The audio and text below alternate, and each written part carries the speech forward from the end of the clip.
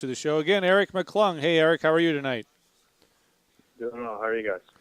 We're good. Eric is a fantasy sports writer, particularly for NASCAR and NFL for KFFL.com, and he joins us every other week or so to talk about fantasy racing and NASCAR fantasy racing in particular. And we're going to Martinsville, Eric. I would think Martinsville is fairly predictable, but you're the expert. You tell me what you think. Well, you mentioned going into the break, Jimmy Johnson and Denny Hamlin, pretty much the obvious choices. Interestingly enough, in Yahoo right now on the A-list, Hamlin is the third most owned driver behind Jimmy Johnson and Brad Keselowski. So that stays put. Hamlin, oddly enough, could be a little bit of a value on the A-list at Martinsville, which is a bit of a surprise. Keselowski doesn't have a win at Martinsville, but has pretty much improved each and every time he comes to that track, even though he doesn't have a top five yet. Very likely will challenge one for this week. But if you really need more of a long shot, if you're playing from behind in your league, Jeff Gordon is owned in less than 18% of Yahoo teams right now. Over his career, he's pretty much been a top five machine at Martinsville. Pretty much had this race won in April before the antics late in the race, and he ran out of fuel and whatnot, but led a ton of laps in that race. Like I said, nearly won. It would have been his eighth win, I believe, at that site over his career. So if you're playing from ahead, Johnson, Hamlin, Keselowski, those are the obvious names. But if you need more of a long shot, Jeff Gordon's definitely there for you.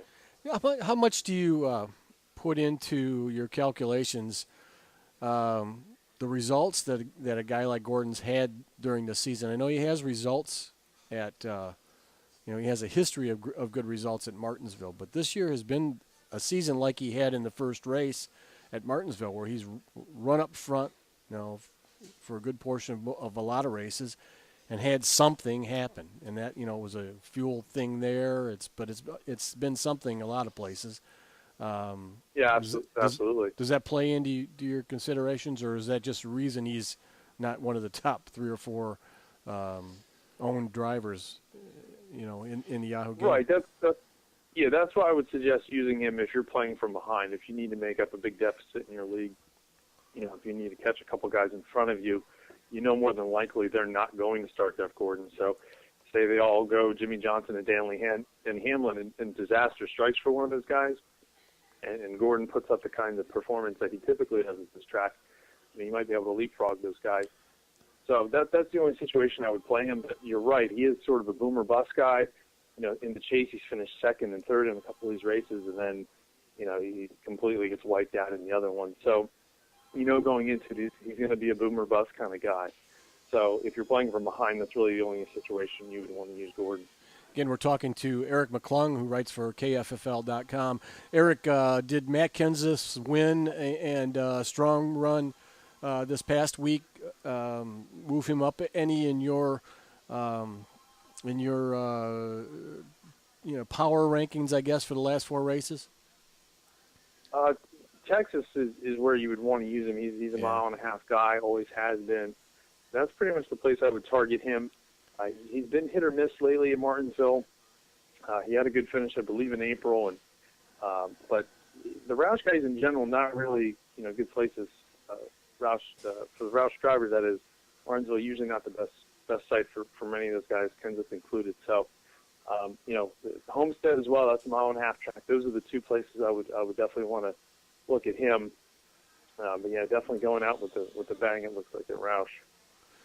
All right, so that's you kind of got an idea of what your A drivers look like in Yahoo. What about B drivers and quickly into the C guys? Well, on the B list, Dale Earnhardt Jr. obviously. A lot of attention this week with him coming back. Right now, he's only owned a little bit more than 30% of Yahoo leagues. That number should jump because he has been very good over his career since he's driven with Hendrick at Martinsville. There is some hesitation there, so if that ownership number stays low, I would definitely want to capitalize on that value. I think he'll come back and perform pretty well right out of the box. The other two guys are teammates, Martin Truex Jr., Clinton Boyer. Especially over the last 2 years or so, they've really improved at Martinsville. Had good finishes earlier. Boyer in particular kind of really blew an opportunity for probably a top three finish got way too aggressive on I believe it was the final restart of the race. Ended up dropping to a 10th place finish, but had a very good, one of the best runs of his career at Martinsville. So I think, aside from Talladega, he's been an automatic top 10 in all these chase races. So he's a guy I definitely would want to use. Truex as well, top 10, top 15 guy, pretty much week in, week out. Eric, are there guys who are outside of the chase that you're looking at as good bets, whether it be an A, B, or C, just because they don't have a whole heck of a lot to lose? Not at Martinsville. Ryan Newman, though, is interesting. He's been pretty good over his career at Martinsville. Even if you look at his loop data, he's been pretty good. A guy who typically runs top 10, top 15, not always a guy who's in the challenge for winning. He is outside the chase, as you mentioned. If he comes out and practices well, he gets a good qualifying position, he'd be one of the guys, outside of the chase that I would want to look at. A guy that I think is a little overrated or over-owned in the Yahoo game right now is Casey Kane. 42%, a little bit more than that. He's the second most owned B-list driver in Yahoo. His numbers at Martinsville over his career very bad, so a guy I would want to stay away from. I would much rather take a chance on Newman over Casey Kane. Eric, let's talk about Casey Kane for just a second. We got about 2 minutes here. I wanted to ask you, has his stock gone up and down throughout the year? When he started this season, everybody really thought, again, you're going to Hendrick, you're getting all the best stuff. You're gonna do really well. How has his season progressed in your mind? Well, pretty much when you trace his career, intermediate track, the 1.5-mile track, the 2-mile track, those are really where he's at his best. And he, aside from the disastrous start, he's almost stayed to that script. So the equipment is better, but, it's sort of more of the same. These types of tracks, Martinsville, some of these smaller venues, where the driving gets a little bit more aggressive, a little bit more technical. Kane really isn't a factor in those places, and the move to Hendrick really hasn't changed that. So, I don't really see him as going forward. I don't really see him as a championship kind of guy. I think he's a guy who, pretty much stays in this, kind of middle tier. He'll get hot, collect some top fives, a win here, a win there on these 1.5-mile tracks. But, overall, I don't think that the move to Hendrick is going to catapult him to a championship type level. I've always made the comparison to him with him and Clint Boyer, because they were kind of hitting free agency at the same time.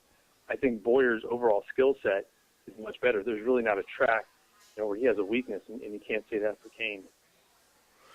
All right, Eric, we're going to put you on the spot. Who's your pick, if you got to pick one and one only, for this week at Martinsville? Based on the ownership numbers, I would go ahead and take Denny Hamlin. We know Jimmy Johnson's going to be tremendous, but you also know that everybody else is going to start him as well. So I would look to capitalize on what could potentially be a value with Denny Hamlin. Yeah, great choice. All right, Eric. He is Eric McClung. You can follow him on Twitter at Eric McClung and read all his fantasy racing and fantasy NASCAR or fantasy NFL football posts at kffl.com, and you can listen to watch a highlight of this interview at on pitroad.com, at the Bench Racing with Steve and Charlie blog, and at our Ustream page. So thanks, Eric. We'll talk to you in a couple weeks. Good luck with your picks.